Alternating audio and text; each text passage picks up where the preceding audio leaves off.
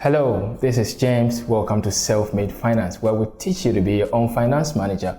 In a layman's language, we give you the basic financial management skills that you need to take hold of your finances. Today, we're talking about signs of overspending. You know, overspending is a master killer of financial dreams and something that we all need to avoid. But the sad thing is that a lot of people find themselves in this situation without even knowing. And that's the more reason why we need to know these signs so that we can avoid them.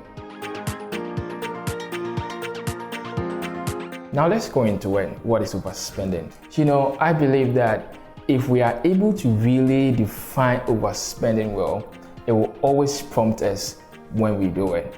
So now, overspending is not just spending more than your income. When you spend more than is allocated for a particular item, you're overspending. For example, if you allocate a certain amount to food and you spend more than that on food, even though you have enough income to take care of that, once you spend more than that on food whilst a lesser amount was allocated, you're overspending. So now let's go to the signs of overspending. First sign that I want us to talk about is you not having a budget.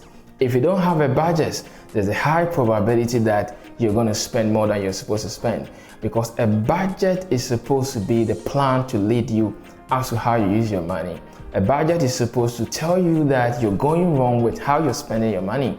When you try to do something that is not within your income, a budget prompts you not to do that. For example, if you're trying to go to rent an apartment, you want to move to a new apartment and then you have a budget, you go around looking for a nice place because probably you have your specs and what you're looking for.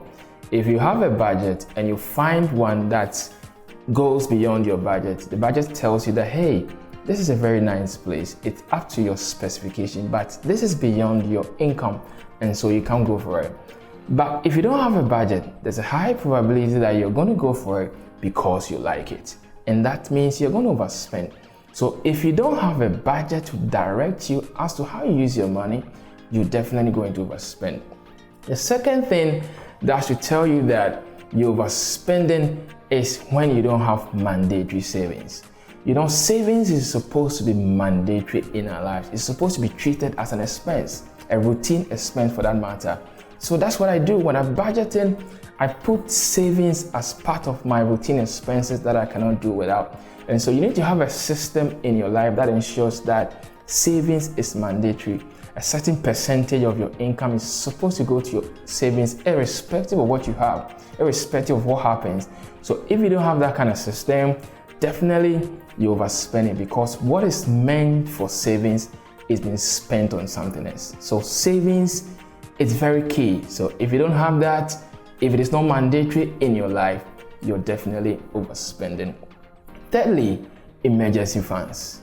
Irrespective of who you are, irrespective of what you do, irrespective of where you're from, there are emergencies that are going to crop up that needs your financial intervention, because we live in an uncertain world. So what are you going to do when they crop up? For example, when you lose your job right now, what are you going to do? There's supposed to be a fund made available to take care of your emergencies. And so if you don't have funds, you're overspending, because the funds that are supposed to be meant for emergencies have been spent on something else. And so you're overspending. The next thing that should let you know that you're overspending is when you have a lot of bills that you've not paid that are supposed to be paid. So you have a lot of unpaid bills. So the question is, why haven't you paid the bills? Because bills are supposed to be paid once they are made. So why are you keeping them? Maybe you have used the money meant for the bills for something else, and so you're overspending. Like I said in the definition, when you spend money or you overspend money meant or allocated for something, you're overspending, even though you have enough income somewhere. So if you have spent the money that is meant for the bills on something else, you're overspending. So you need to know that it is so subtle. You might not know that, but once it crystallizes, you're going to be in trouble. Next on the list is when you keep going to friends and families to borrow to take care of routine expenses. I said routine expenses. Routine expenses are supposed to be taken care of in your budget. You're supposed to make funds available for that because they occur all the time. So why do you have to run to families and friends to do that? It means that you are spending more than you're supposed to spend. Somebody will say that, well, their friends, their families, there's nothing wrong with that and all that. I believe that there's everything wrong with that, because as an individual, you're supposed to plan your life such that routine expenses can be catered for irrespective of what happens.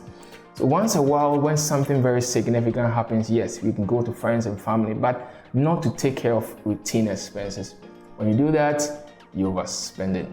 Have you realized that sometimes when you look around, you see a lot of things that you don't use? Have you asked yourself that? Probably you're overspending. Because why are you keeping those things? Why did you buy them in the first place? Things are supposed to be bought to be used, so why are you not using those things? It means that you didn't need them in the first place. And so once you use money to spend on those things, you are overspending. Because probably you could have used that money to invest, to make more money. You're keeping those things, they are now a liability to you. You don't even have a place to put them.